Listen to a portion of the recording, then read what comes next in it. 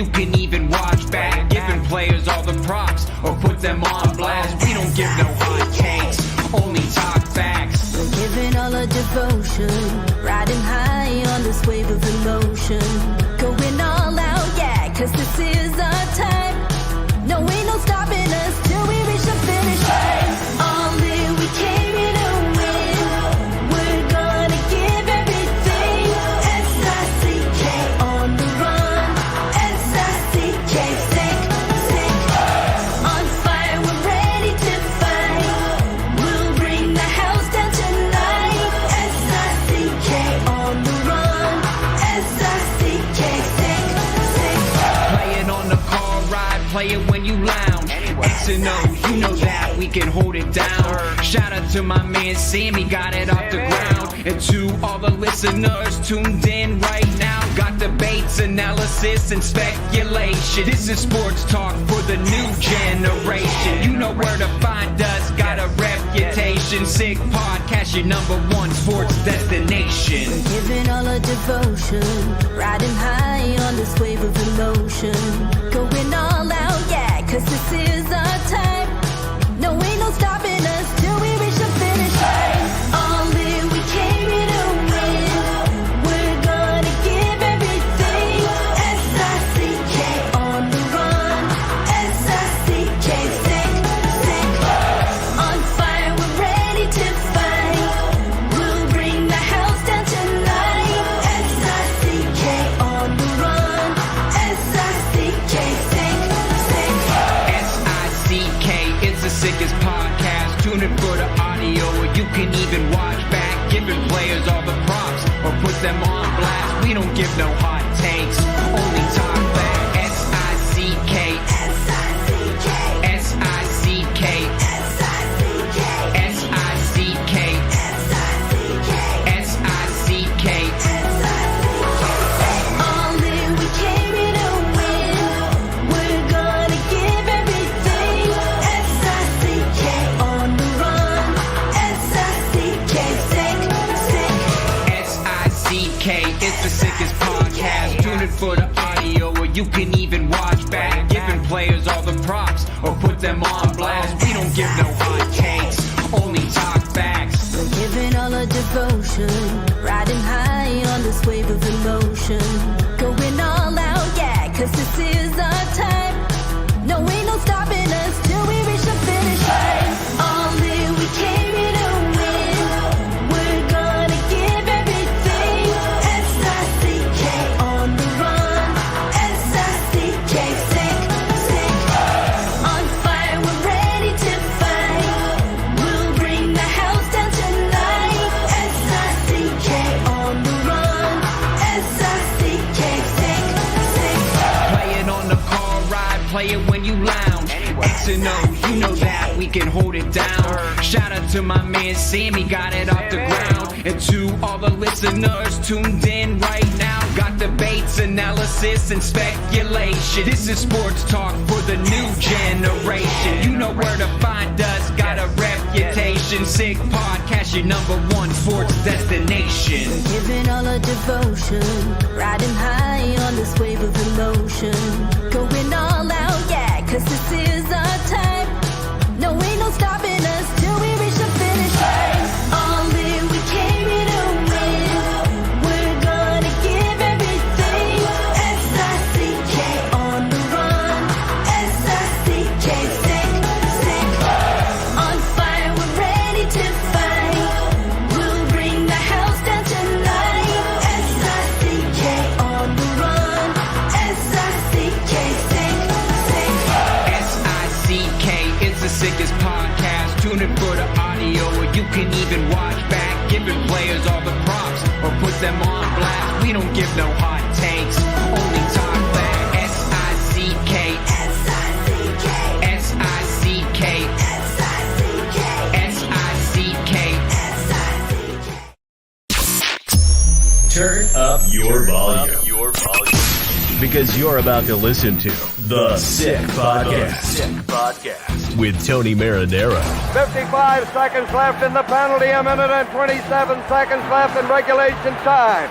Boston 4, Montreal 3. Lafleur coming out rather gingerly on the right side. He gives it into Lemaire, back to Lafleur. Oh! The sickest Montreal Canadiens podcast. You're in the fall! Sports entertainment like no other. Rejoint, on lui fait perdre la rondelle, une passe devant. Et c'est le dégagement et ce sera la victoire des Canadiens. Coupe Stanley pour les Canadiens. Le 23e de l'histoire. You found the dogs! John, you found the dogs! He found the dogs! And all together, they worked a young team to the top. And now, a 24th Stanley Cup banner will hang from the rafters of the famous Forum in Montreal. The Canadiens win the Stanley Cup! Brought to you by Energy Transportation Group. Driven to be different. La Vida TV. Embrace your true nature. And Playground, your premier gaming destination. It's gonna be sick. Marinaro on this Monday, April 1st. It is 1 minute past 10 o'clock Eastern time. And this is going to be a good one because for the very first time on the Sick Podcast, the first time I've had a chance to talk to him, George Stroumboulopoulos will join us in just a couple of minutes. And no, this is no joke. No April Fool's joke. It is reality. I got a text message from my buddy Eric Engels a couple of days ago, and he says, Strombo likes the shirt that you are wearing with the snake on it. I think you should send them one. And I said, Eric, I will do that with pleasure. Eric, do me a favor, get him on the show. And Eric has come through. They'll join us in just a couple of minutes. Not before I talk to you about our partners and our sponsors, starting with Energy Transportation Group, a leading full-service logistics provider serving all of North America, driven to be different. Also, brewed in Quebec, a winner of a dozen international awards. You see the fridge right behind me? That is La Bitte TB. They offer quality microbrewery beers made with premium ingredients for everyone's taste. La Bitte TB, embrace your true nature. And also brought to you in part by Playground. Experience Playground like never before. Enjoy world-class poker, 900-plus gaming machines, and weekly events, karaoke Mondays, comedy Wednesdays, live bands on Fridays and Saturdays, and much more. Discover their latest additions, the ETC Steakhouse, Drunken Dragons, Exquisite Sushi, the Esperanto Cigar Lounge, and Babel Lounge's Meds and Cocktails. Playground, your ultimate destination for entertainment just over the Mercier Bridge. Only minutes from downtown Montreal. Visit playground.ca for details. The Montreal Canadiens lose last game. The Laval Rocket lost their last game as well. And the Canadiens will look to rebound tomorrow night when they host the Florida Panthers, who lost tonight in Toronto by a score of 6-4. But even if they don't win, it doesn't really matter. It's about the growth. It's about the progress. It's about the development.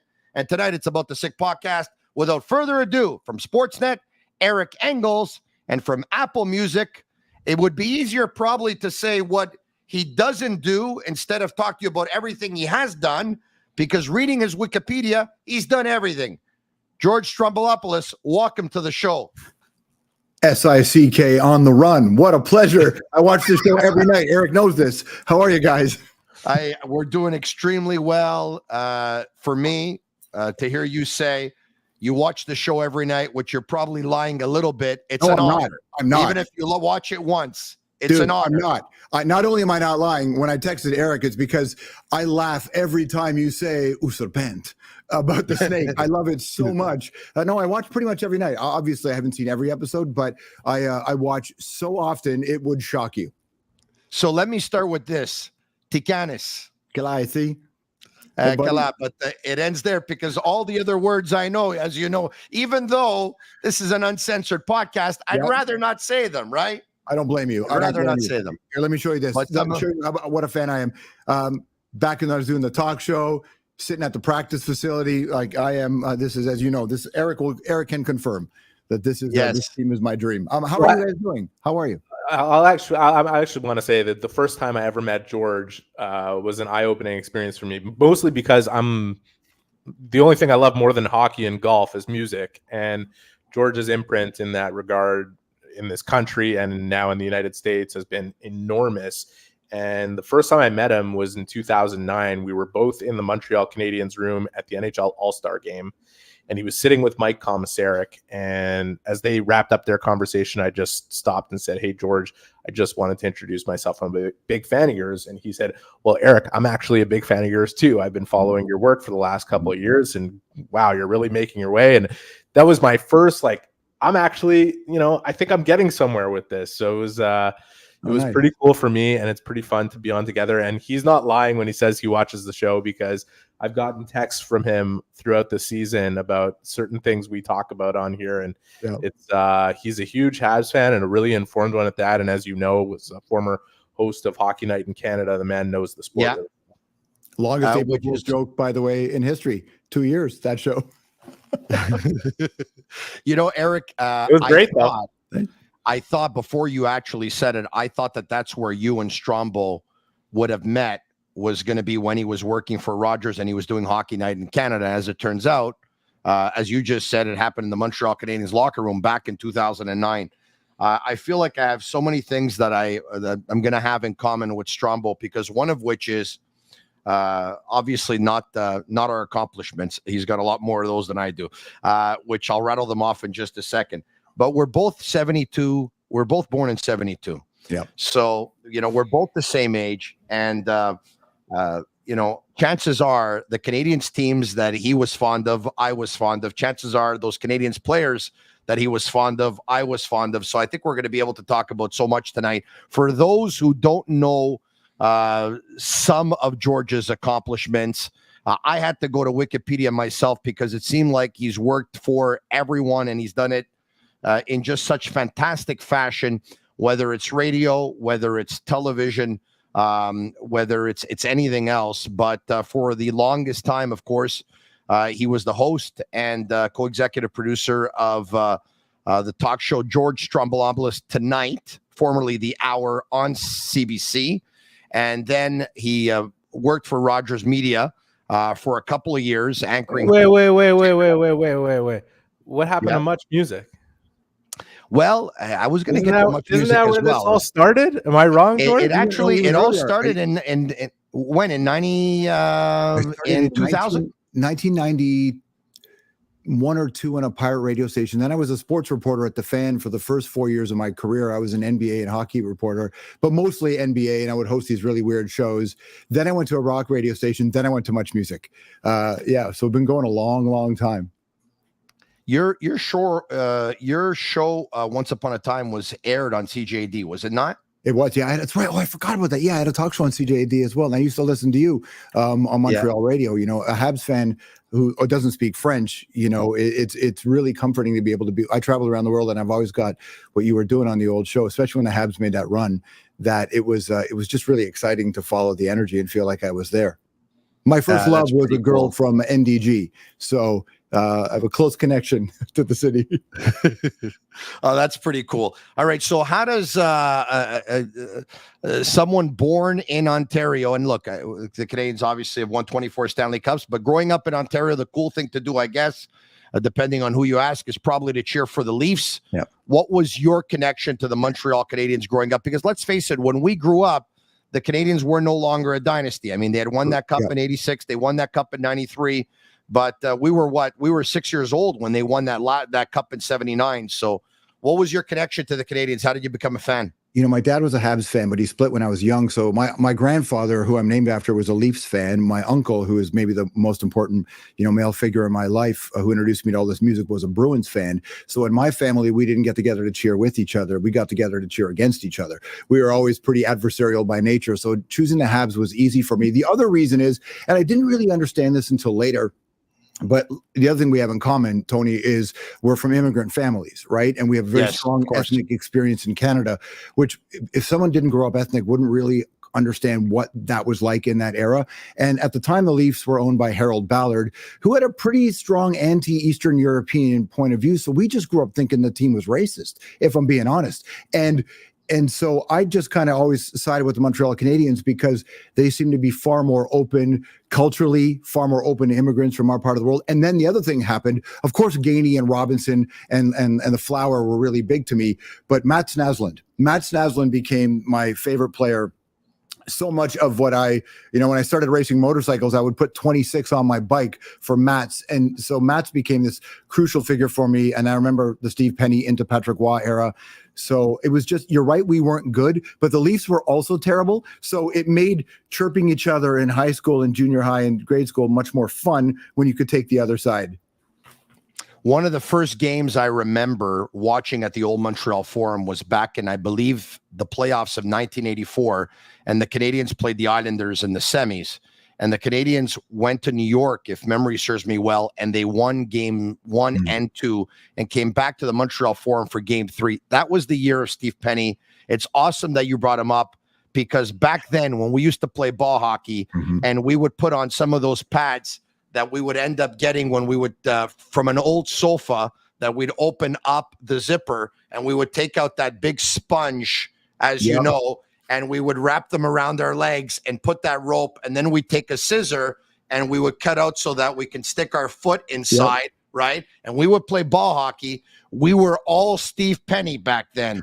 And we thought that he was going to be the next Tretiak and the greatest goalie in the world. And as a matter of fact, as it turned out, he had terrible stats in the regular season, and he was kind of, I wouldn't call him a flash in the pan, but he was around for a couple of years, and then he just dwindled off. He did what he needed to do. And if you're talking about those first 2 games, if I remember, because I think it was a best of 5 back then, and if I remember that elimination game that the Habs won, I believe Penny got the shutout.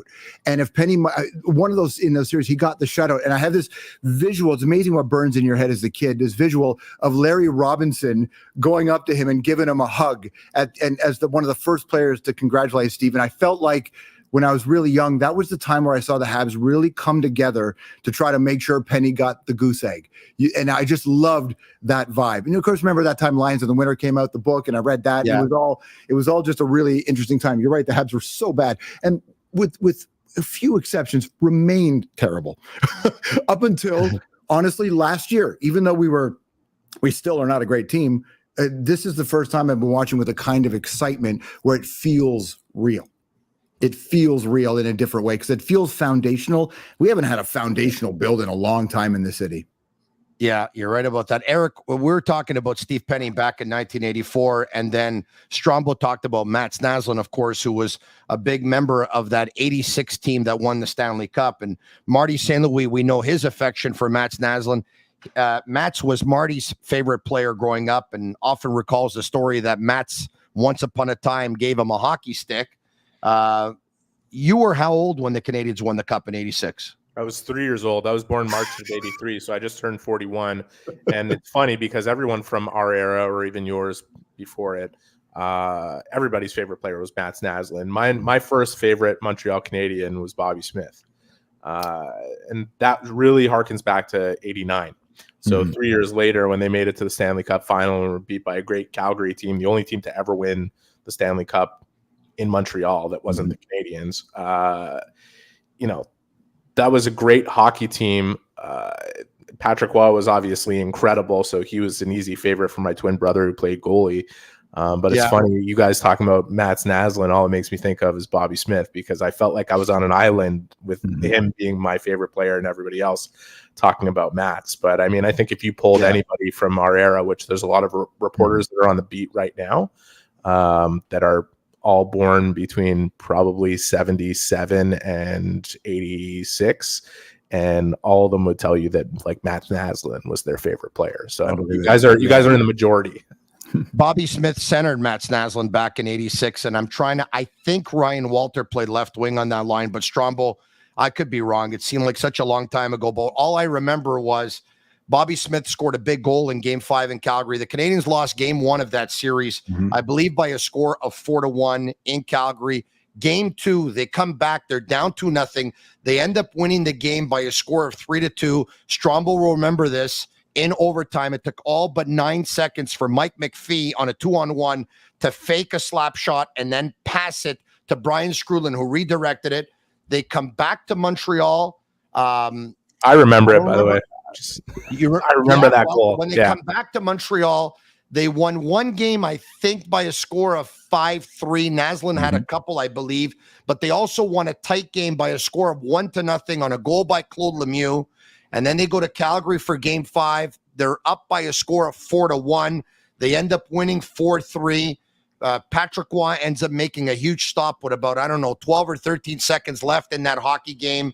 And the Canadiens win the Cup, and about 1 million people downtown Montreal on St. Catherine. I was 13 years old, And seeing as my parents were pretty protective, of course, I had to go with my mother and my sisters. I couldn't go by myself. Nowadays, they're on their own at 9, but that's another story. I digress. But, Strombo, you said we're both from immigrant families. I'll just finish on this. And you're Greek and I'm not, but I'm as close to Greek as can be because I'm Sicilian. Yeah, it's true, actually. we're not far. Go ahead, Strombo. No, just that game, too, you're talking about, it was also, I have a memory, it's kind of a changing of the guard era, because I believe somewhere in that last game, when the Flames were pulling out all the stops, they dressed a kid who hit a crossbar or a post late in the game that almost tied it, I believe, and it was a young Brett Hull. I think Brett Hull played in one of those games somewhere around there before the trade. And I remember there was all this buildup about Brett. And when that iron rang out, I had a moment. I'm trying to remember what year it was. It might have been 89, but I remember a Brett Hull shot that was somewhere near the end of that series. And that was the beginning of a whole different era in the NHL. I don't want to take us out of memory lane here, Tony, but George said something that I don't want to let go, which is what he made on his last point, that it's taken so long to get to a point where up until last year, he's seeing something develop with the Canadians. And as somebody who covers the team on a regular basis and writes about this more often than I would even like to, because in these 2 years that have been mostly about development over results, it's certainly been a bit repetitive as far as storylines are concerned. But I do think it's interesting that for a guy who's watching this team out from California, in Toronto at times, I know you fly in there, New York, wherever else you're jet setting around the world, you kind of have developed this view from that far away. And I think there's a lot of Canadians fans who are there with you. Mm-hmm. And I'm sure there are some that are very impatient with what's going on, but you're right. Like, from a foundational building way, like, the Canadians have never in their history been willing to go down that road. And it's interesting to see that 2 years into it, there's so much optimism within the fan base that they recognize it the same way as the people who are as close to it as I am right now. There's things that they're doing that I notice. I mean, obviously, as a fan from afar, I pick up on it, but I've covered this sport for a long time, and I've interviewed a lot of. My first interview I think I ever did solo was with Scottie Pippen and that Jordan era Bulls. But there's a couple things that are different with this franchise. Number one, I don't want to say this because it's going to sound disrespectful to previous, but I feel like the management's smart. Thoughtful and smart and not reactionary. I feel like all the pressure that was building around them to deal with the 3 goalie system, which turned out to be this strange but amazing move. And now all of a sudden, never mind our strong decor. If you take a look at last night Laval and with Fowler, suddenly we have this dynamite goalie roster farm as well. So they weren't reactionary. They didn't change. Everybody's saying, let's send Uri down. I think even the management wants to send the Slavzilla down. What happens? Marty's like, no, he's going to learn better with me. And Tony, to prove the earlier point that I listened to you said this a couple of weeks ago, and you asked a couple of your contributors about this, that the NHL has shifted, and I think it's because of the Gen Z millennial thing. The NHL has shifted to a development league in a way that it has never been before. And you have coaches like Marty who have played at every level and moreover struggled in the way that a lot of these young players were to being taken seriously. So we're allowed to see our own players develop in the bigs in a way we never got to see before. And I know we don't play. This is why what prompted me to try to get that Serpent t-shirt was I love the fight you had with the Snake the other day, because because you two guys are basically the range of my personality, emotional about the team and pragmatic about the team. And I oscillate between the two. Right. And the idea that we don't have a lot of teenagers playing, so I don't put a lot of stock in that teenager record. However, it's no big deal that this is a guy that everybody thought was a terrible choice, who may end up being, if not the best player in the draft, the second best player, but no worse.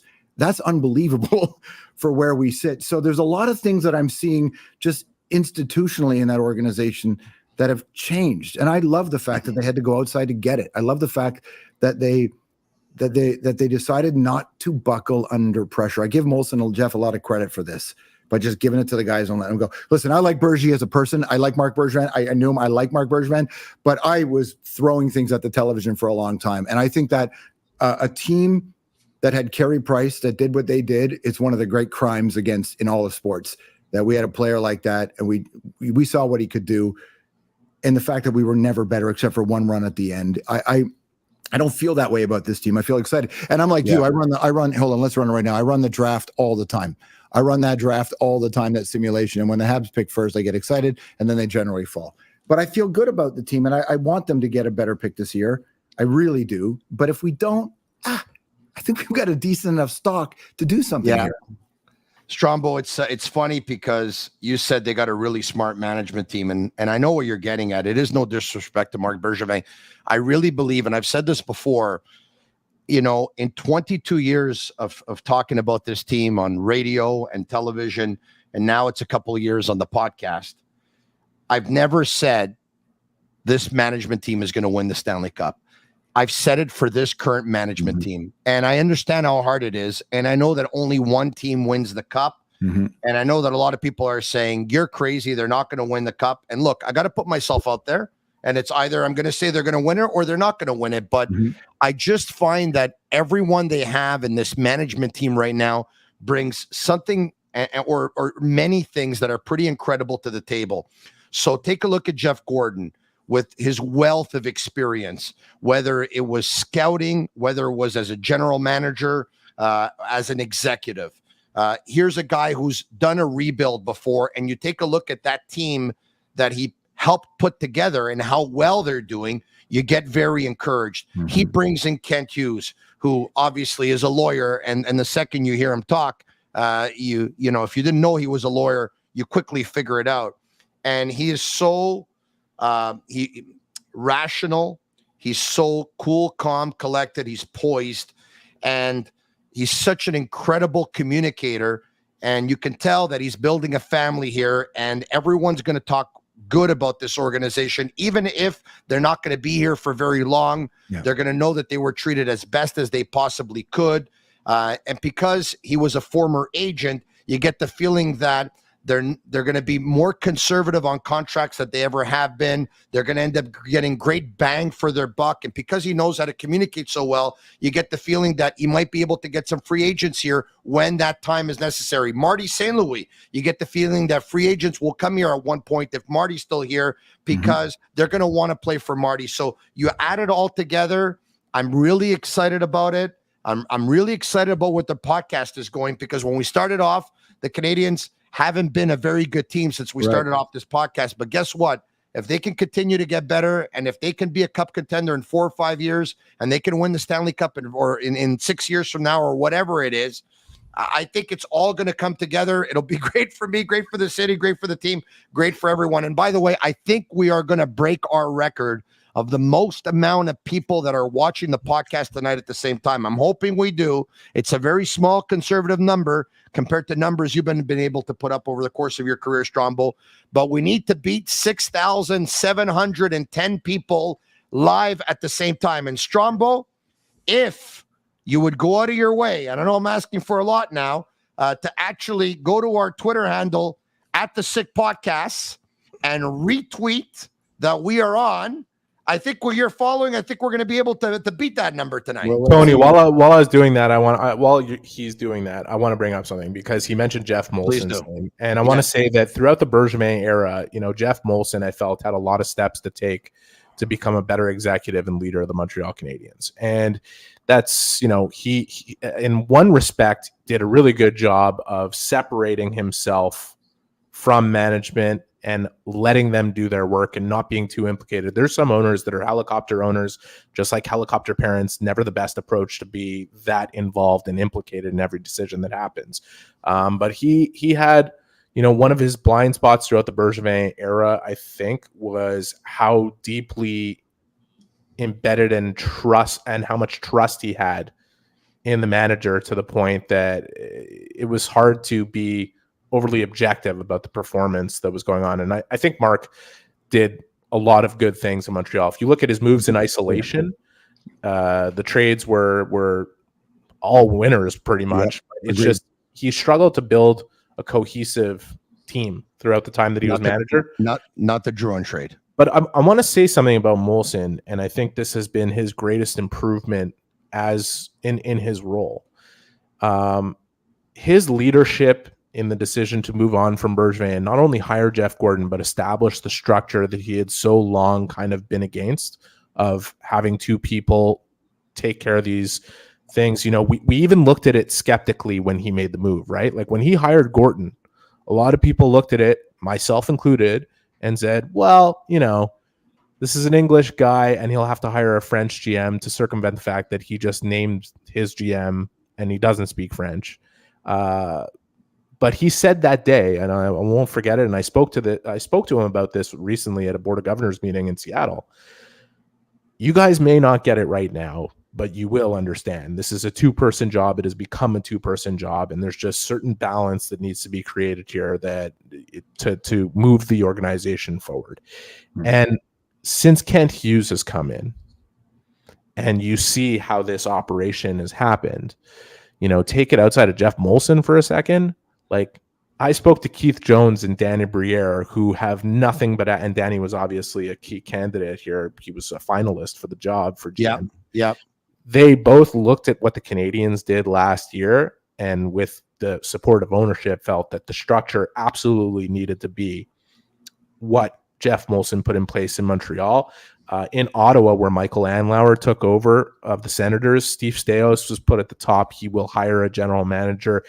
You know, I give Jeff Molson a lot of credit because he evolved, and I think his hiring of Jeff Gorton is one of his biggest leadership coups since he has been the owner and CEO of the Canadiens. I think to be a winner too and to build a winning franchise, you have to have a lot of intentional moves, but you also have to get lucky. And I think that having Gorton become available against logic is a real lucky stroke. That guy shouldn't have been available. And I love the fact that he worked in every department. You know, as a Toronto Blue Jay fan, we grew up benefiting from a guy who did that too, watching TV in Montreal, Alex Anthopoulos. And look what he's turned into, having a Hall of Fame career, right? Jeff understands, because he doesn't just understand that the job is about putting a winner on the ice. The job is about creating a place that everybody wants to be in. And that's going to be hard because of taxes and because of all the other, you know, dumb stuff and the fact that the Habs haven't been a very good team. But I don't think it's going to be as challenging to attract free agents because they're still the holy cloth. And at some point, people are going to want to win here. I've talked to lots of players who want to win in Montreal, and they just didn't believe in the organization. And I don't think they feel that way anymore. And I think I talked to somebody who's really close to Marty St. Louis' entire career trajectory. And I asked when the Habs hired him, and even again at the end of the first couple seasons, I said, what do you think? And he said, the Marty you see now is going to get more intense. And the Marty that gets more intense, but he's still a great guy who understands the big picture here. So he has a lot of confidence. Not to be serpent about this, but part of the reason why this management team has been so great is because there's no pressure. Let's see what happens when it starts to buck a little. You know, like, Tony, we can't captain the tank for how many more years can we do this? I don't even want another year of this, right? I hear you. But I think that under pressure, Jeff seems to have the kind of disposition to handle this. I know that Kent does. Look, Marty's won. Marty knows how to win and beat the odds. This is really an interesting time, and it's really fun to watch. But I get mad because I get mad when they start winning. They went down to Florida and they start winning. It's like, what stupid wins. Like, you and me both. What are we doing? I get it. You can't get players to lose. I get it. But in my head, it's like, come on. What do you always say? Oh, mostly do. Like, what are we doing? Yeah. Like, this is not how I want this to go. Because he really does watch. Hey, I have to ask you, how do you say serpent in Greek? I don't even know because I barely speak it. I barely speak it. Wow. I go around so many Italians that it's just it lands for me. Well, I know you're going to understand this. That guy, Simo, the Snake Boisvert, how many Malachias does this guy say on this podcast? Hey, how many Malachias does he say? So many. You know who, if you were to do the list of who I say Malachi least about when you have on the show, Eric's tied for first, but really it's Maxim. Maxim, because he gives me perspective of a guy who played. Eric doesn't drive because Eric's reasonable, but every now and then you have somebody on where I'm just sitting there going, have we out of our minds here? What about Nak? What are we doing? Like, that's what I you know. But Eric, it's a good range of people. Yeah. But Eric, I never get Eric, even though I don't always agree with you, Eric, by any means, but I'm always, it's always reasonable. And I go, okay, well, Eric knows more than I do about this. I will say you don't agree with me because I don't believe in tanking, and you love John Tortorella, and I'm so sick and tired of that. I love John. I'm so over that. John Tortorella doesn't want anybody to know, but he's a really good dude who cares very much about the people he's dealing with. But I understand there's some things. Look, personally, I wish he'd bury the feud with Anthony Sanfilippo after, I understand what happened with the Kevin Hayes thing and the whole thing, and like, it's okay, you've punished him enough, like, just park it, but maybe Anthony's getting something good out of that. But Eric, let's be honest here, okay? And by the way, Bobby says that Fithi is snake in Greek, okay? I think it's beautiful. Fithi. But let's say this though, Eric, okay? Yeah. That whole thing, Anthony Sanfilippo looked really bad because John Tortorella, everyone loved what he had to say, and Kevin Hayes is a good man. You know, knowing what so many former NHLers have said on Twitter about John Tortorella, do you think it's impossible that Kevin Hayes told Cutter Gauthier what a lot of people think he told him? I'm going to tell you this. He's a great coach in terms of getting the most out of his players. His team has really overachieved this year, and I am blown away. I actually think that he should win Coach of the Year if the voting ended today. But I'm sick of John Tortorella's act. Now, clearly, not all. Don't worry, people are going to be sick of him too. People are going to eventually get sick of him because that's the pattern that happens. And he's not for everybody. He's not for all of the players. As far as Kevin Hayes is concerned, if Kevin Hayes comes out and says that he never said anything of that nature to Cutter Gauthier, I believe him. That's fine. And Kevin Hayes may not have gotten along well with Torts either. But I think a lot of the guys who play for Torts, and Marty's a perfect example because Marty really battled with Torts. Marty always understood that Torts was trying to get the best out, and Torts respected the guys, much like a lot of coaches who have preceded him, that were willing to stand up to him. And like, you can't allow yourself to be bullied. The one thing that I don't like, I have no problem with sitting Sean Couturier out of games. We're off on a tangent on something else now, but I have no problem with sitting Sean Couturier for games. He's your captain and this and that. I have a problem with not explaining it to him or coming to him and talking to him about it. And if I was Sean Couturier, I would have walked into Torts' office and given him a piece of my mind about that. And I bet he did, you know, like I bet Torts respects him for that. But I'll tell you, meeting Torts on a bunch of different occasions away from all this, and he doesn't want anybody to know that he's a lot softer of a guy than people would assume based on his media interactions. This guy cares deeply about his players. He's never going to win all of them over with his approach. I believe that. Eric, I want to get back to Jeff Molson if I can, because you brought something up, and Strombo talked about him as well. What I would be curious to know is when Jeff Molson met with Jeff Gordon in New York, did he meet with him saying, "I'm meeting with you, but in the back of my head, I see this thing with two people doing the job"? Or did he meet with him and say, "Hey, look, you're extremely qualified. There's no doubt in my mind that you can be GM of my team any day of the week and twice on Sunday. But if I don't put a guy who speaks French there, I'm going to get crucified by a certain sector of the media." Because let's be honest, he would have. We all know what happened when Randy Cunneyworth was coaching the Montreal Canadiens for a very short period of time. People were boycotting outside the arena saying, "I'm not going to go to the games anymore, and I'm not going to buy their beer anymore as long as this guy is the coach." But anyway, whichever way it went, we do know this. We do know that Jeff Gordon made a great case for having Kent Hughes be that guy. And there's no doubt that watching it today, the two complement each other terrifically. And as a matter of fact, I think it's so good that, to tell you the truth, I don't quite understand why more teams aren't putting two people to do the job, because there's so much work there and it's become so hard. And to find one person that has all the qualifications necessary to be so great at their job is probably pretty impossible. You might need two, and then all of a sudden when you have two, instead of, with 10 boxes, you could probably end up checking off 9. But if there's only one person, that one person may only end up checking off 7 boxes. There's no salary cap. There's no salary cap in that situation. Do whatever you got to do to win. There's no salary cap, right? Do whatever you got to do to win. Guys, the most relevant work that I've done over the last couple of years, and really talking about the 2 years prior to this one, since Jeff Gordon was hired, was explaining why he came on board. And did a very in-depth piece 2 years ago about the fact that he wasn't hired just to rebuild the hockey team on the ice. He was hired to rebuild the organization, which had fallen far below and beneath the standard and was coasting on its reputation as a world-class New York Yankees of hockey. And it really set me off when Kent Hughes was hired and said, I spoke to Billy Guerin, and he said, "What are you doing? It's the New York Yankees of hockey." And I was like, yeah, well, they're kind of operating like the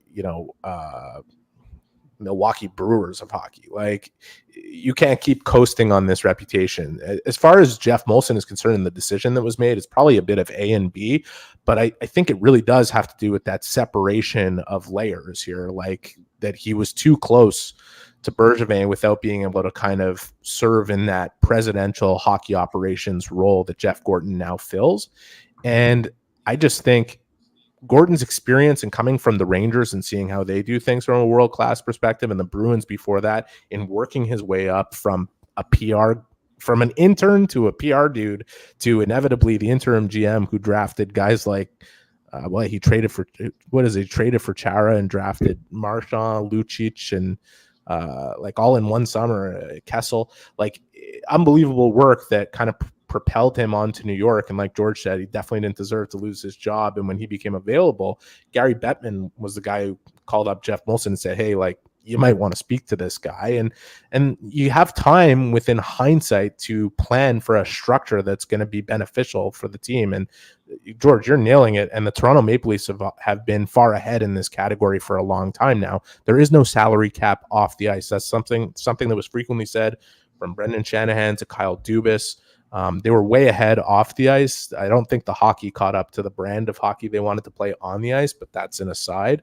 But Montreal, like, I just think this structure that they've created here, Hughes and his experience as an agent and what he gets done from a general managing perspective fits perfectly. Gorton, who was previously in that chair, but also had this experience in two world-class organizations, helped them catch up in so many ways. And you think about development, which is, people talk about drafting nonstop in the Bergevin area. The development was their biggest failing by a country mile, and now they are way ahead of the curve. Like, if you watch some videos, and this is the last thing I'll say, if you watch some videos online of some skills coaches working in the National Hockey League with some of their teams, they are way behind the Canadians in terms of what they're doing, throwing tires at defensemen so that they could go around them and take shots. Like they're not simulating anything that's game related and working on hockey sense like Adam Nicholas is on a daily basis at practice with Marty St. Louis. They are miles ahead right now in the development, and there's some other teams looking at them and saying we have to catch up. And that is a big part of what I'm talking about, rebuilding organization. That's what Jeff Gordon, I think, has really brought, and there's a harmony now that has been created here. And, you know, as much pressure as Montreal is, guys, on a business level, the New York Rangers are an amazingly run organization. And it's really hard to work for Jimmy Dolan. There's a different kind of experience working there. Jeff did that and did it really well for a long time. I was lucky enough to be on the auxiliary board for the LA Kings for a minute. The LA Kings are a really great organization. And you start to see how these teams, the best thing about hockey, the NHL, is the worst thing about the NHL is our relationship to its tradition, and it has to grow. It has to change. And the Habs, to your point, Eric, have been so far behind. The thing about the Leafs, I can't believe I'm going to say this because I wouldn't sleep on the Leafs in the playoffs. This team can really do something. I know that I want them to lose in the first round like everybody, but the Leafs could be a really good team. There's some organizational stuff changing there, and I feel like it's a really good time. Think about this. The Habs on the rise, the Leafs playing really well with those superstars, the Red Wings on the rise, the Rangers being the Rangers. The Blackhawks are probably going to get Celebrini or somebody close to that. Although I think that the Blackhawks being allowed to draft first overall after their scandal was an absolute disgrace, and they should never have been allowed to. That should have been taken away from them. Regardless, you got an original six run here, and the Bruins being the Bruins. Yeah, glory time for the original six teams in the NHL, and a big reason for it. And it's weird that it took the Habs to be the last team last team to get on board of being really progressive groups, really interesting groups. It's really cool. It's funny you say that about Toronto, because the feeling that I get is that in previous years, the expectations on the Leafs were so much more that it actually feels like so many people have dismissed them this year because, you know what? Traditionally, they choke. And I think that they're going into the playoffs this year with a lot less pressure than ever before. And I think they're going to end up reacting better. Yeah. Washington 2018. Yeah, got that kind of vibe. Like maybe that's what maybe that like they needed that release. We'll find out. My personal belief on the Leafs, before you continue, Tony, like they could beat any team. They could beat. They have the elements to beat any team, and where they were far ahead in their thinking on the ice, and it never caught up in the playoffs. You know, Brad Treliving going out and bringing Lyubushkin back and adding Joel Edmondson and playing Simon Benoit and McCabe last year who came in. Like they have started to value some of the things that actually help you win playoff games. I won't bet on them, but there's something dangerous about it. I just don't know. I don't know if that team will ever overcome its own demons. Like, they have been through such a nightmare that they may never be able to put that in the background and break free from it. I think the Bruins are gettable. I think the Lightning are gettable. I think there's a window here. The only other window that they should have won was the year that we beat them, the 3-1 series, where I had to jump in a lake after that. This is a gettable East if you're a team as skilled as they are. And I think you're right. I think Brad Treliving's a really smart, thoughtful guy. And he came here fresh. He doesn't have to wear the decisions of the past. So he's able to bring a new energy into that dressing room if he talks to those players. Yeah. There's something really good. There's something really good. I mean, which kills me to even say that. But I think the Leafs, you wouldn't bet on them. But if you wanted to make money on a bet, that's not a terrible bet to make. Right. That's quite the message that they sent to the Florida Panthers tonight, who bolstered their lineup at the trade deadline and right before. And a lot of people said no one's going to touch them in the East. And that's quite the message that they sent. They went out, they got some sandpaper, the Leafs did, more so than they've had in previous years. They beat Florida tonight without the likes of Marner and other players. Edmondson wasn't playing either. So look, we'll have to wait and see. But you know, I'll say this about the Montreal Canadiens. You talked about the New York Yankees before, right? The New York Yankees, all their championships, known as one of the greatest organizations in all of sport. The Montreal Canadiens used to be like that, and it's going to take another cup for a lot of people who have, dismissed them now to say, okay, you know what? They're back in that conversation again. For knowing what they needed, 2 guys to do the job, a VP of hockey ops, a general manager, the way they complement each other, a coach who's got some new ideas, who's a modern day thinker, what they've done in terms of development. So I need you to think about this. Jeff Gordon, Kent Hughes, Marty St. Louis, Adam Nicholas, to mention a few. I don't know if I would rather have anyone else in all of hockey occupy any of those roles, given the reality that they're in right now. Like, if you tell me, I would have Rod Brindamore coaching my team any day of the week, but for where they are right now with a young group of players going through a rebuild, trying to get to where they got to go, Marty St. Louis is perfect for now. Well, will that be my answer in 3 years from now or 4 years from now if the Canadiens on paper have what, can be a cup contender? I don't know. But right now, I have a tremendous amount of confidence with the people they have, and I haven't had that. For me, Bob Rob still, I need to see another couple of more drafts, but I definitely am encouraged by Slavkovsky, Lane Hudson, Jacob Fowler. I mean, it's starting to get interesting here. It's starting to get interesting. Hey, by the way, Strombo talked about the Canadiens goalies. I saw Dobesh on Friday night. 36 stops, 6'4.5". I walked into the arena in Laval. It was about 3:45 in the afternoon for a 7:00 game. There he was standing in front of me at the entrance for the loges, and with his headphones on, and he looked like really focused. He was unbelievable in the game. Unbelievable. So let's not dismiss him either. Speaking of goalies, Caden Primo, your Molson Cup winner for the month of March. Let's bring it up. The Canadiens tweeted it out earlier today. There you have it. And his stats in the month of March, a record of 3-1-1, a goals against average of 197, a save percentage of 939, selected first star of the game twice, and earned his second career NHL shutout on March 12th against the Blue Jackets. Guys, Strombo talked about the 3-goalie system in Montreal this year. Eric, after what everyone said about it, guess what? All 3 goalies, Jake Allen, Samuel Montembeault, and Caden Primo, at one point won the Molson Cup this year. We might draft 9th because of it. That's the problem, Tony. We might draft 9th, 6th, 9th. Oh, so man. Yeah. I've been wrong about so many things, but Caden Primo isn't one of them. And at a time where most everybody was willing to get rid of him and just say, I don't even know what they're doing with this guy, just waive him. I was saying, the same people that were saying that Sam Montembeault would never be an NHL goalie were banging the table after 3 good starts last year for him to become the starting goalie. You don't give up on these players at that position before they hit about 27 years old. It's just a stupid thing to do, knowing what the history is there, and just there's example after example that keeps coming and smacking you in the face. And like, I'm telling you, like, Devin Levi is going to go through this in Buffalo as he goes through some downs, as he develops as a young star caliber goaltender. And there will be people within that marketplace that are saying, look at what the other guy has done, Luukkonen, and I don't know if Levi is ever going to develop into the guy he should be. And like, I just beware. One thing about Caden Primo that's been clear since the start is very down to earth, smart kid who takes his hockey career extremely seriously. He's a go to bed at 10 o'clock at night kind of guy. Like he really.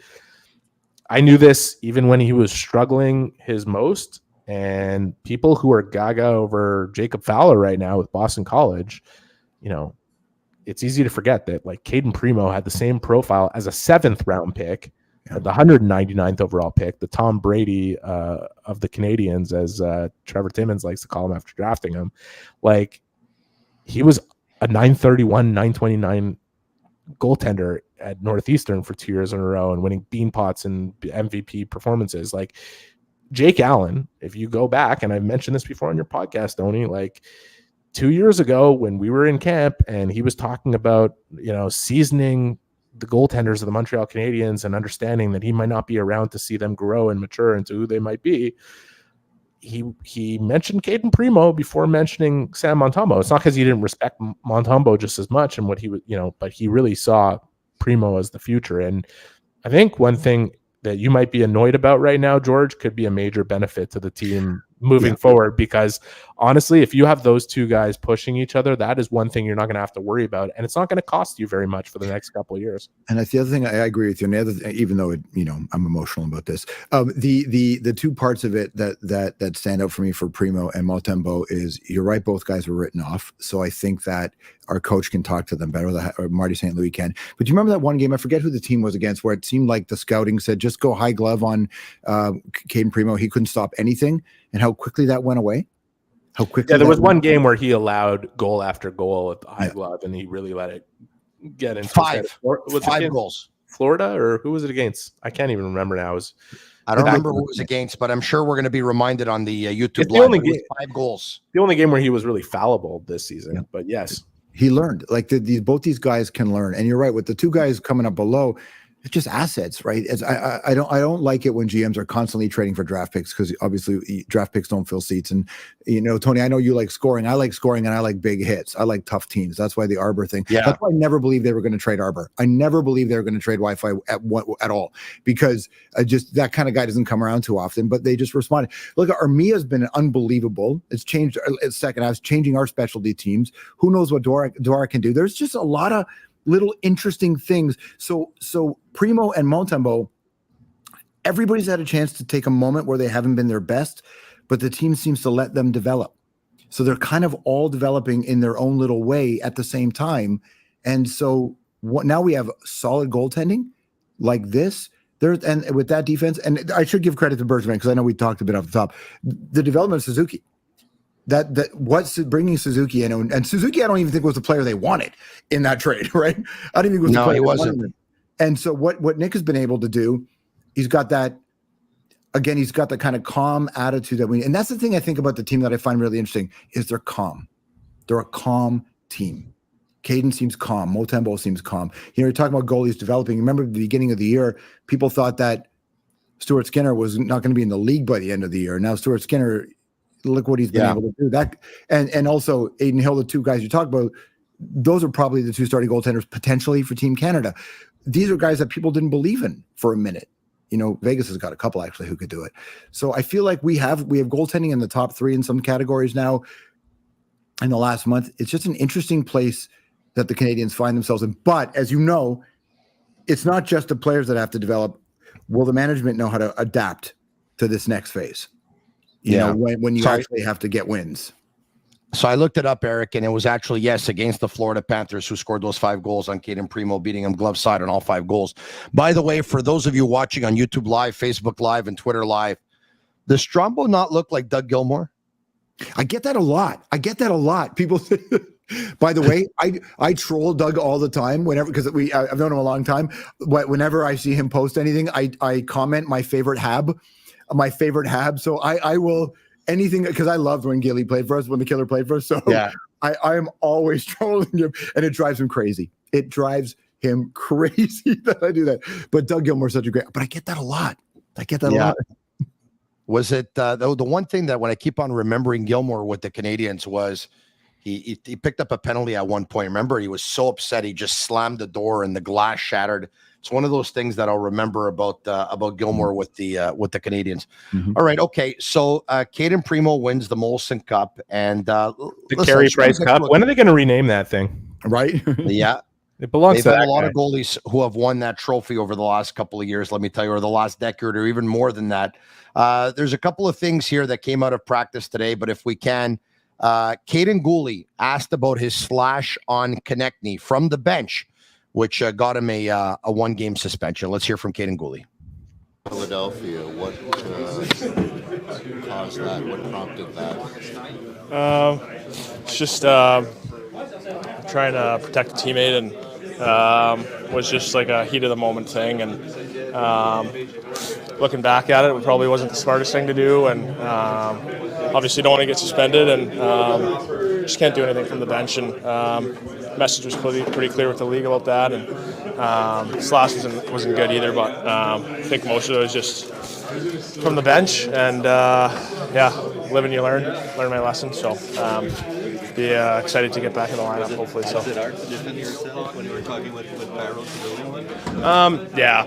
Well, I mean, obviously nothing really to defend. I mean, what I told him was just wasn't trying to injure him, or wasn't an intent to injure thing. It was more just trying to steer him away from a teammate, and that was really all I could say.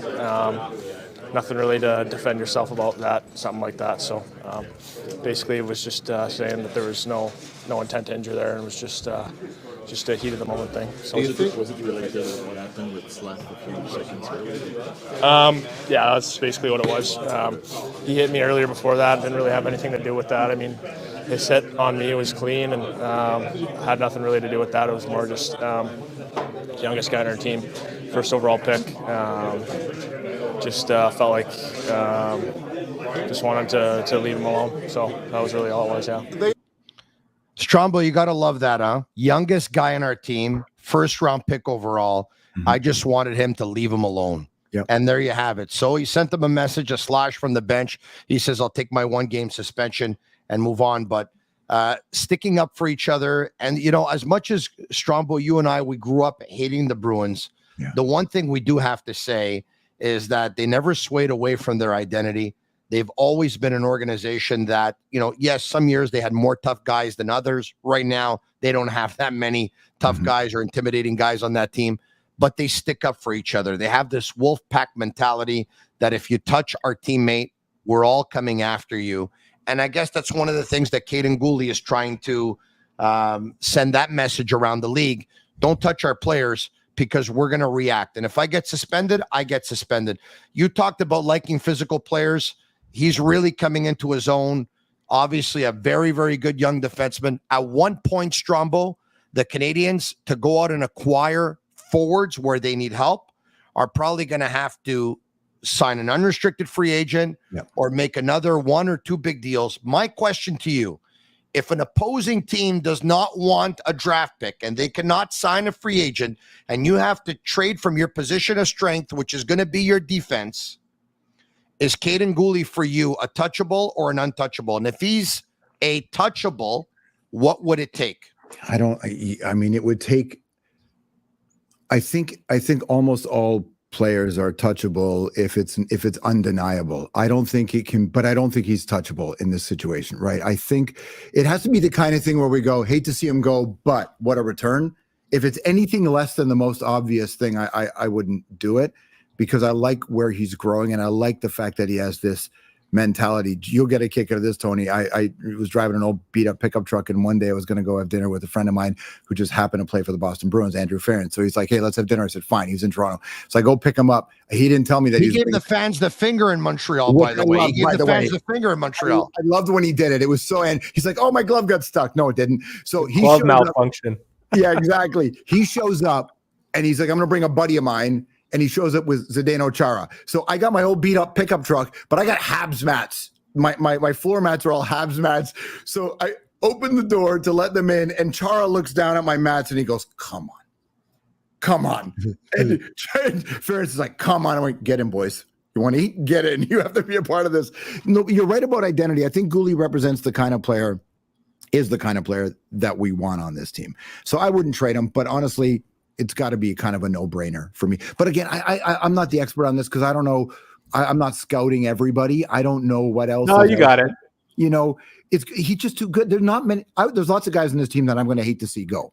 How do you win a trade where you're moving a guy off your blue line that can play like 25 minutes and shut down some of the best players in the world? You're never winning that trade. Like you'd have to absolutely fleece the other team. And I don't know if you've looked at trades happen over the last couple of years and you could identify one where like, wow, this team really got rocked on this one. Like it's pretty rare that happens in today's NHL. Maybe it's because the GMs get along way too well with each other. Yeah. I want to bring it back to that incident with Goulet and what I saw from it, because he's not the only one who's willing to stand up for his teammates on this one. And like Arbor is the one who obviously stands out immediately. But like, if you look at one of the benefits of being at the game from the press box is how much you see that happens away from the puck. Mm-hmm. And if you look at Struble and the way he was getting in Konechny's face throughout the game and the way he was all over Garnet Hathaway, who can be just as much of a pest as Konechny.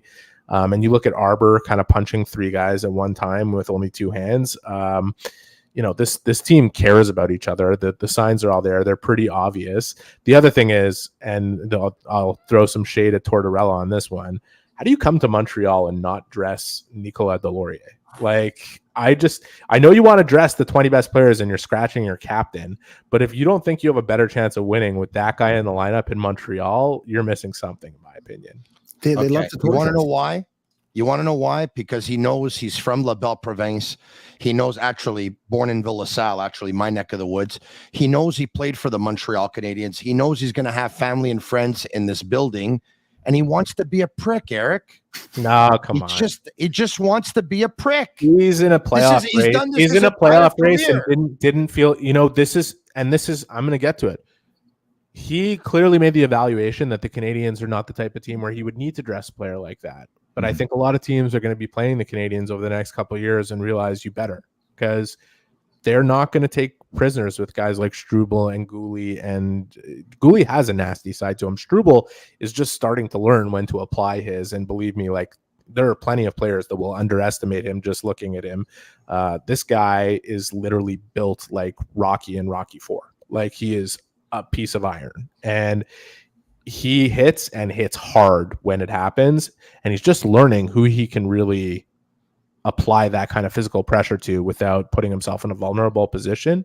Like, it's good. You don't see him run around to make hits.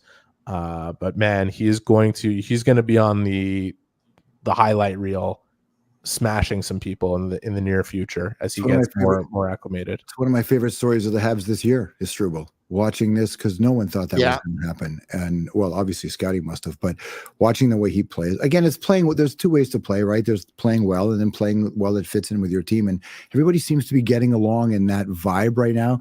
I'm really excited. I mean, Harris is an asset, right? I think Harris is a good player, obviously, but there's value in there. There's a lot of meanness on this team in a way that we haven't had in a minute. And I think a lot of guys who aren't seeing being mean right now will learn it, because they're going to. Harris had an amazing game last week versus the Flyers. He and Struble did, and it almost seemed like when Caden Primo told Habs fans it's just the beginning, it almost seems like Jordan Harris is saying, "Don't count me out just yet, because you know what? I haven't said my final word here." Because if you ask a lot of Montreal Canadiens fans, because Harris is not the biggest, because he's not the strongest, because he's not the meanest, because he's not the most offensive, because he's not the hardest hitting, because he's not the most defensive, he's one of the first names that will will come up and say, well, that's the guy that I think they'll end up trading. But you know what? If you know anything about Marty St. Louis and the type of team he wants, the most important attribute right now to the entire organization of all the attributes is intelligence. And Jordan Harris's intelligence is his main tool in his toolbox. So let's wait and see on that. Strombo, I've kept he's probably the guy. Tony, he's probably the guy who ends up on the outs. But the funny thing about him is he's the veteran of all these kids, and he's got 123 games of experience. Isn't that something? Yeah. But when you say Caden Primo saying this is just the beginning, it literally is for a defenseman that has 123 games under his belt. And I think George is right. The value, especially under contract for $1.3 million next year, you could end up with something with Struble having come along, with Jack being where he's at, and what George said about him, which is absolutely true. Obviously you look at him but the Canadians are not just going to give him away.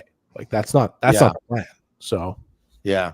Strombo, you work so hard, and yet I've kept you here for an hour on my podcast, and I'm feeling pretty guilty about this, but it's the first time ever. So I go all night, Tony. I talk Habs all night long. Happy to do it. No, but I appreciate you having me on. I'm sincerely, I love watching this show, and it connects. There's a lot of us who don't speak French around the world who love this team, and you're the hub for us, right? So it's really important. And when you play clips en français and you translate it for us, that extends beyond, especially for guys my age who don't get to see the Habs as much. I mean, I watch every game. So of the 82, I probably watch 75 games a year. Every year. That's amazing. Yeah, I watch every game. When I'm doing my show, I'm watching it on my iPad. I watch it on demand later. I watch every game. And so it's part of my tradition is to watch the game and then check out the Sick podcast. Thank you. Give me a few more minutes if you don't mind, because there's a couple more questions that I still have to ask you. I'm here, buddy. So you had the Mats Naslund jersey growing up? I did. I had the Patrick Waugh jersey growing up. My first jersey ever was a Mark Napier jersey, actually. That was my very first Habs jersey. 40 goal scorer with the Canadians. I loved Mark. I've got a Robinson jersey. That was my dad's favorite player, was Larry Robinson. He liked Lafleur and Robinson. And I'm one of those Habs fans that has a lot of love for Bob Gainey. That's where I thought Boisvert was a maniac the other day. I agree with him about retiring too many jerseys, but he's like, suddenly we're retiring Bob Gainey's jersey. What are you talking about? Bob Gainey's one of the greatest players of all time. And when he said, did they really have to get him the puck? Did the standards go that low? Suzuki's the first centerman to score 30 goals with the Canadians since Danfous. It's unbelievable, but it's funny. Listen. My dad's favorite player growing thing. I can get along with the puck thing, but the jersey thing for Gainey, that was my problem. Did you have Koivu on the hour? Oh yeah, I did. Yeah. Koivu, yeah. I definitely. Well, Saku Koivu was a huge part of my life, and just because he's a guy. And I've many times when I'd meet people in the U.S. who would try to understand my love for the Habs, I would play them that comeback game. Just that ovation, that come guy skating around with no helmet on, because it is, as you know, it's not your team is going to break your heart way more than they're going to help you celebrate. Your team's going to lose more than they don't when you, especially if you're a Canadian hockey fan. But the Koivu was just something else. Koivu was just, and I know he didn't get a lot of respect. I see it all the time with the Canadians. I understand why you have to have. I totally have no problem with having French speaking front office. I get all that, absolutely. Koivu, though, I mean, just the abuse he got was just unnecessary. That was a really special player. Well, a lot of people question his desire to win in Montreal and just how much of a leader he was. And I'm going to tell you something. We all get caught up in it at one point. We all ask ourselves, well, just how much? And you start wondering when a team does not have a lot of postseason success, you start asking yourself why. So you start looking at this player, that player. I remember being in Boston one year. The Canadians were underdog versus the Bruins. Game 7 was in Boston. The Canadians were able to take them to 7 games. And it's the year, of course, that the Canadians lost Game 5 in Montreal when Kovalev got slashed and he started holding his hand.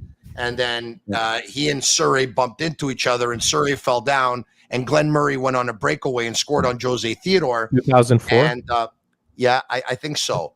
And I was in the locker room after the game, and Surrey was livid, and Kovalev was right next to him. And Surrey's like, who drops their stick and their glove after getting slashed in a playoff game in overtime? He was livid. And Kovalev was facing a lot of heat back then, and his ability to take pain, and Kovalev bounced back. Yeah. That was in game 4, as a matter of fact, to give Boston a 3-1 lead. Game 5, they go to Boston. Kovalev scores, I think. Game 6, they go back to Montreal. I think Kovalev scores 2 goals. Game 7, they go to Boston. And I think that was the year that Kevin Paul DuPont had wrote an article about Joe Thornton and questioned his leadership. And, and if it wasn't, then I'm off by a couple of years. But anyway, long story short, I think they win that game, game 7, the Canadiens do, by a score of 2-0 on 2 goals by Richard Zednik. I think Kovalev had 2 assists in the hockey game. We're waiting outside the Canadiens locker room for them to open up the locker room to us members of the media. And at one point, I just peeked in when I wasn't supposed to, but I peeked in because I wanted to see what the celebration was like. And Koivu screamed so loud in celebrating, of course, in euphoria, that the floor kind of shook. Like, I was like, oh my God, like I kind of got rattled. Yeah. And then I walked out of that room and I'm like, okay, if anyone questions this guy's desire to win hockey games, no, but like, I didn't have to see what I just saw, but yeah, I have to say that 2 was things crazy. about Koivu. I have to say 2 things. The first is he got Joe Thornton traded. That series that you're talking about, he played. Yale played him. He played that series with torn cartilage in his ribs, and he led the Canadiens and the first round, I think, in scoring. There was 7 points in 7 games. Joe Thornton had 1 point and also was playing with torn cartilage in his ribs. And the Bruins looked at him and said, like, Koivu did that, and our guy did this, and then they made one of those lopsided trades that don't exist anymore, like the worst trade ever. Like, and the Canadiens have made some pretty bad ones, but that one is Wayne Primo and Marco Sturm, and I don't remember who else, but honestly, Stewart. Stewart, I think it was Stewart, Primo, and Sturm. Yeah. So the other thing about Koivu is this narrative that he was never a number 1 center remains the dumbest thing in my lifetime as a Montreal Canadian reporter / growing up as a fan of the team. The best players he ever played with, which he almost never played with Kovalev while Kovalev was here, were Chris Higgins and Richard Zednik. When he went to the Olympics and played with Yuri Lettinen and Teemu Selanne, he led the Olympics in scoring. But Eric, are we having that now? Because I've listened to lots of conversations with year. Nick? Is Nick a number 1 center? I think I'm seeing the mirror of this. Nick will have the benefit of being able to play with better players than, he's already played with better players than Koivu ever played with in his entire time in Montreal. And there will only be better ones as Nick continues to progress into his prime, including the 2 guys that he's with right now who are still young. And Caulfield is he 23 yet? Not even. Is he 22? Yeah. I say this respectfully, Eric, and it's a compliment respectfully to Koivu, and it's a compliment to Suzuki. I think Suzuki's better than Koivu was. He is, but the idea that Koivu was never a number 1 center is just so. If the only whenever he played with guys who were number 1 wingers, he was the best center in any international tournament that he played in. So like, he never had, like, the best players he ever played with in Montreal were literally Chris Higgins for 1 year, Richard Zednik another year, and Michael Ryder and Mark Recchi. Like, and Mark Recchi had a great year. Not Mark Recchi, like vintage Flyers, Penguins Mark Recchi, like Mark Recchi, who was still an all-star, but like because he was such a consistent player throughout his career, but in the older stages of his career, and even Mark Recchi would say that. And if you ask Mark Recchi if Saku was a number 1 center, he would tell you that he absolutely was. He just never, he made players around him better, but he couldn't turn them into the best players in the world. But when he played with Selanne and Lettinen, go check the numbers. Yeah. Like, Strombo, in ending, talk to everyone watching right now about what you're doing on Apple, and at one point in your career, did you decide to go in that direction there? How did this all come about? I'm doing a music show now called Strombo, which airs every day in 165 countries around the world. And we play music and we share stories. I have my own YouTube show. I'm doing one tomorrow night, which is not sports. It's more interviews. I was being interviewed by somebody not that long ago, and he said to me that my career makes no sense. And I think that's the best compliment I can be paid because music is obviously a thing that drives me. I care about politics and people and life and everything. Music's what taught me a lot about the world. So I'll always have that music outlet. But my YouTube show, I put live concerts on in my home. I interview people. Tomorrow I'm doing an interview with somebody about microplastics in the brain and also about consciousness and what it is to be human. And I will, and of course, whenever there's a game, I keep it on. I watch it on demand. I think that life is so short, as you guys know. It's a flicker of a candle in a way. And I feel like we're all only directing one movie, not to bring it downer, but we're only directing that one movie that flashes before our eyes when we die. And I want to make sure that mine is rich, filled with interesting experiences and good people. So that's why I do the YouTube show. I do the daily show for Apple Music. I just came back from Greenland talking about the climate crisis in Syria, working with the World Food Program. So I keep busy. But I'm always, you're talking about that Game 7 Habs run against the Bruins. I'm in a black cab in London, England. Time shift is way different. Watching the game on my phone, and the cab driver does not understand why I'm freaking out. And at one point, he pulls over. He said, "Are you okay?" And I said, I tried to explain the Bruins, Habs, and in football, European football context. He's like, "Okay, I'll wait for you." He turned the meter off and let me watch the game in the back. That's of the amazing. To be amazing. No matter where I go, I'm always watching these games. You know, Strombo, I found it kind of cool when you said that you were listening to me back when I was working English radio, and watching the podcast now, and I'm really, really humbled by it. But I got to tell you, I've been watching you for a very, very long time, and I've been looking at all your I've looked at everything you've done in your career, and I said to my wife, as we've been watching you over the last 20 years or so, I said to my wife, I said, "This guy is really doing well with his career. Take a look. He did this, he did this, he did that, he did this." And at one point I was trying to dissect, and I said, "I know he's really good, but I'm trying to see, how is he getting so good so fast at everything he does, whether it's radio, whether it's television, whether it's film, whether it's music." And to say you're extremely talented is an understatement. The career that you've had, and it's going to keep on going, has been absolutely amazing. I look at our podcast here, and we have a very modest 15,000 subscribers or so, and you have 170,000, and you have 900,000 people following you on Twitter. And I said to my wife, I said, "This guy has figured out the recipe to the caramel bar, and one day, hopefully, some of us can figure it out too." And let me just say this before, because I know you guys have to go, that what you're doing is the right thing. YouTube, media used to be releasing a film and you needed an opening weekend. It used to be like that. Where guys like us who have done this for a long time get into trouble is when we let past experience and ego cloud the thing, right? When in actual fact, it shifted from being you need an opening weekend box office to score your ratings to what you need is it's kind of like a tour now, and you're building a relationship, and YouTube is the way to go. When I was the host of Hockey Night in Canada, the guys who ended up getting rid of me told me that the numbers were actually we had higher ratings in people under 30 and with women, right? But I knew they didn't have the stomach to stay the long game for me. What you're doing is the exact right thing. The numbers are not modest. What you're building is the era of the follower is over. And so the totals don't matter. What really matters is the world you built and the engagement and the relationship you have. You with 15,000 is worth more than a lot of people with 1 million. And that's what you and your whole, everybody who's part of the team, I hear you shout out their names all the time. Everybody who's doing this is actually, it's still early in this game, but there's a reason why I've been doing YouTube for 6, 7, 8 years, even longer. We actually had our show was, I think, our talk show, we have 300 million views on YouTube because we started it when YouTube first launched. And I had to fight the network to believe in a YouTube channel. What you guys are doing is still early, and you're building something that's going to far outlast any of the places we used to work. Sincerely, because you have a world and it's on your terms. That's interesting.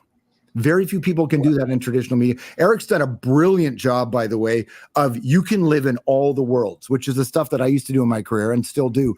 If you can live in all the worlds, you're really hard to replicate. And both you guys are doing it.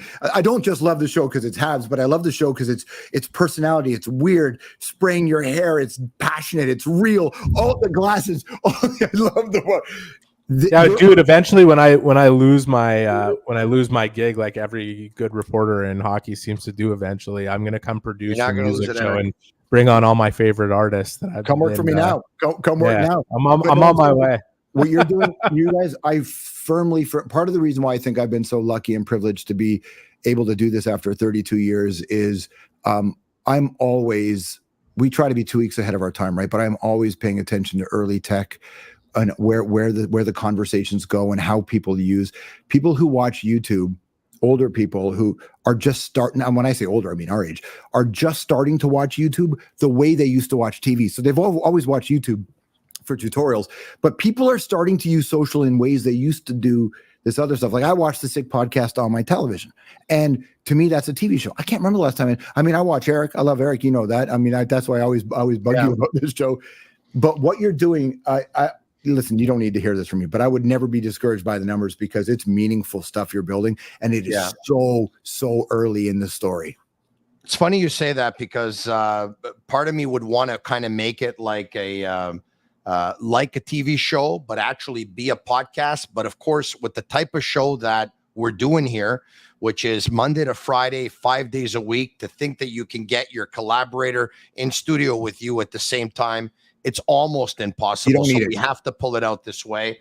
And, I like the fact that you said, Anita, look, I'd love to continue talking about podcasting with you and YouTube with you. At one point, hopefully we can become tight at one point, so I can pick your brain because you're a wealth of knowledge. So I'd love to be able to continue this, but I'll let you go now because we've gone a little bit, maybe too long for a guy like you who works so hard. But I know you would stay on all night. I realize that. But I thank you so much. Thank you. My pleasure. Thanks for having me on. And soon you guys got it. When the playoffs start, you guys got to come on my YouTube show. Oh wow, that would be amazing. Thank you so much. Thanks, guys. It would be an honor. I'll be in.